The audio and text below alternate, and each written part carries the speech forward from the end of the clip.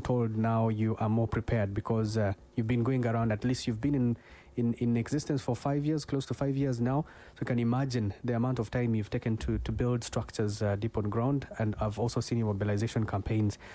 There's going to be a lot of perhaps aspirants wanting to get the flag.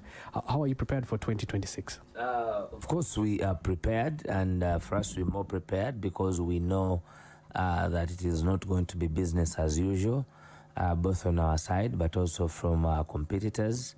They are armed, they are hugely armed with both state resources and the state machinery as usual.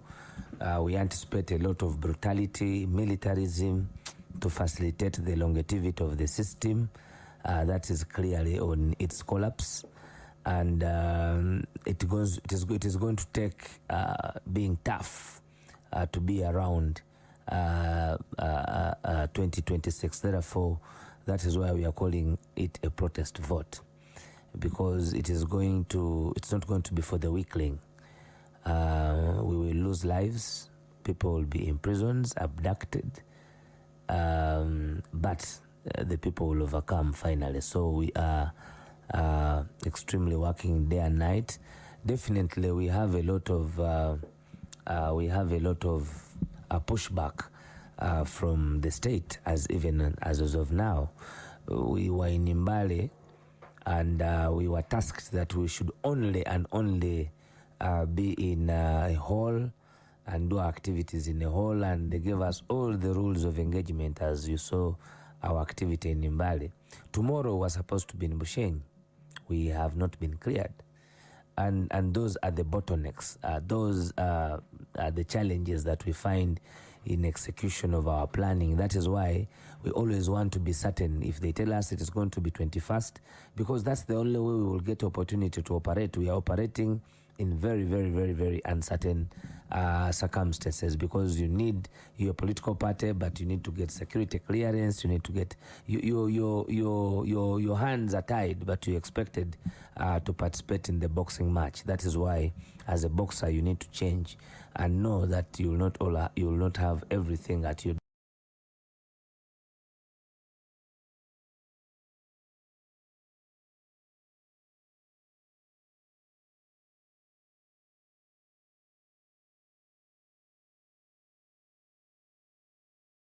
That is why I was saying that there is pushback. Now, Colonel, it's good to ask me that question. Why would you go back in such a process that creates heinous memories in your mind? It's a constitutional process.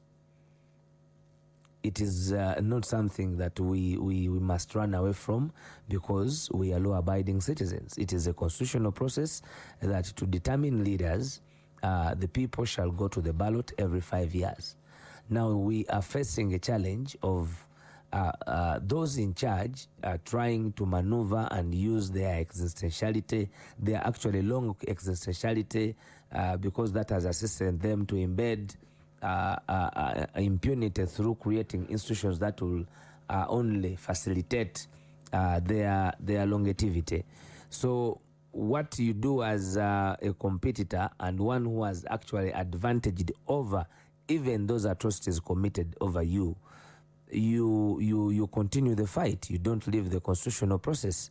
We are challenged that leaving the constitutional process calls for armed rebellion. And we don't think as a country. It's unfortunate that people like Major Chinowe, those who facilitated the change that we are supposed to be happy about as a generation, have been around to witness longevity of a system that has abused even what would have been merit of their existence. So for us as a generation, we believe that them taking arms did not bring the fundamental change, and therefore we should probably stick to the civil constitutional processes, and no matter the way they are handled, we should always as leaders find a way to maneuver the anarchy that presides over the process. So we are in this process because it is a legitimate constitutional process. it's not a process of a particular individual.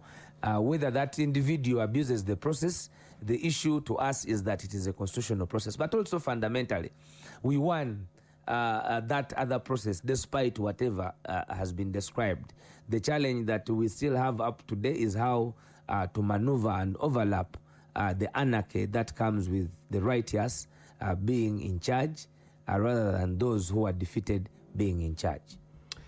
As we get to the last minutes of this conversation, Commissioner Chinobe, I want to ask, the NRM participating in this process and coming out tainted. It is laughable when you talk about unopposed candidates, and yet you know some of them were unopposed as a result of abducting and miming others, like in Bokedea. So I understand you don't mind blood spilled no matter the circumstances, but you should investigate that. We mind about that. As I said, we do not want to take the route you took of taking arms. We are still being as civil as possible, and we believe in the constitutional processes as the en route to having the real transition of power. That is what we are working towards. As the National Unity Platform, we know that, as I said, the terrain is marking not in numbers, not in organization. We are very, very organized. We are robust, as I have said. Tomorrow we're supposed to be in Bushenyi to facilitate our Western approach mobilization drive, meet our leaders, meet our would-be candidates.